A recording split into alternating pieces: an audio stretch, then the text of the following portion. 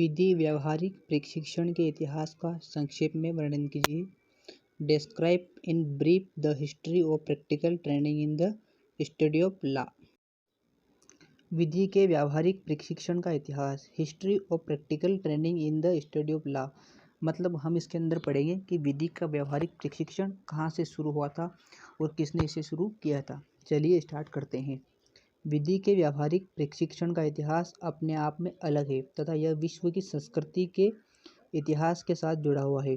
शुरुआती अवस्था में विधि को व्यावसायिक की तरह नहीं अपनाया गया था और रोम तथा यूनान में इस प्रकार की कोई व्यवस्था नहीं थी। यह एक कार्य होता था जो कि पंचायत द्वारा या ऐसी ही संस्था द्वारा क्रियान्वित किया जाता था। अभिवचन का प्रचलन नहीं था। जन सामान्य के न्यायालय द्वारा विवादों को सुलझाया जाता था। न ही कोई निश्चित विधि थी और न ही वर्तमान तरह की कोई न्याय व्यवस्था थी। इसमें कहने का मतलब यह है कि पहले कोई ऐसी न्याय व्यवस्था नहीं थी, पंचायत द्वारा या ऐसी संस्था द्वारा क्रियान्वित किया जाता था और न ही कोई जो वर्तमान में विधि है ऐसी कोई विधि थी जो पंचायत थी उसी के द्वारा ही न्याय किया जाता था।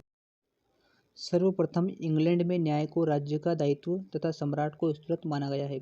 सम्राट द्वारा दिए गए निर्णयों को आने वाले समय में उद्धत किया जाने लगा था, परंतु यहाँ भी विधि व्यवसाय जैसा कुछ भी नहीं था। न्याय को दिलाने के लिए या देने के लिए किसी प्रकार की ट्रेनिंग नहीं हुआ करती थी।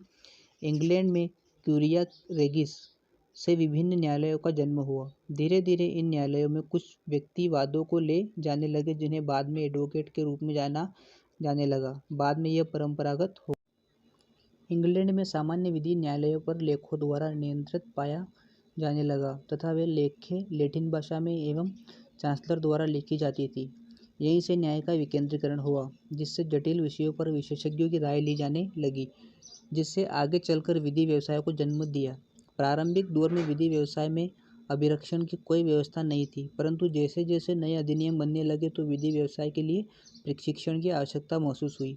इस समय रोम तथा यूनान में विधि व्यवसाय शुरू हो चुका था, अतः कुछ लोग वहां से प्रशिक्षण प्राप्त कर इंग्लैंड आए और धीरे धीरे रोम विधि व्यवसाय के प्रशिक्षण देने का महत्वपूर्ण स्थान हो गया। अनेक इंग्लैंड वासियों ने वहां से प्रशिक्षण प्राप्त किया।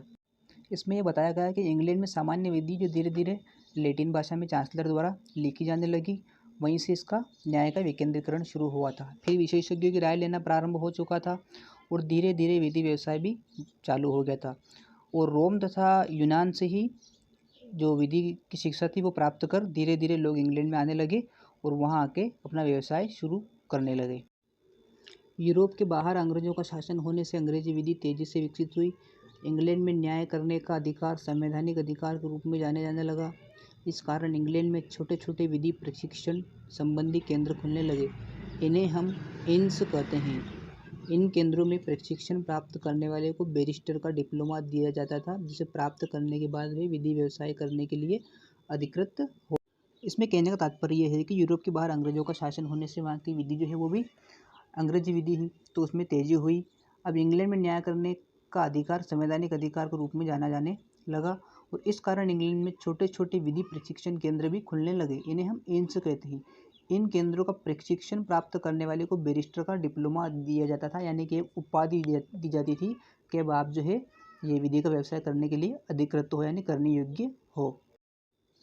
भारत में विधि व्यवसाय का स्वरूप रेगुलेटिंग एक्ट 1773 के पारित होने के बाद सामने आया। इससे पहले यह मेयर कोर्ट में कंपनी के सेवानिवृत्त कर्मचारी वकालत करते थे, जो कि पूर्णतः व्यावहारिक प्रशिक्षण पर आधारित होते थे। 18वीं सदी के उत्तरार्ध में विश्वविद्यालयों में विधि प्रशिक्षण को मान्यता प्राप्त हुई थी। वर्तमान में अधिवक्ता अधिनियम 1961, द एडवोकेट एक्ट 1961 के अंतर्गत प्रदेश बार कौंसिल तथा भारतीय परिषदों द्वारा यह दायित्व पूर्ण किया जा रहा है।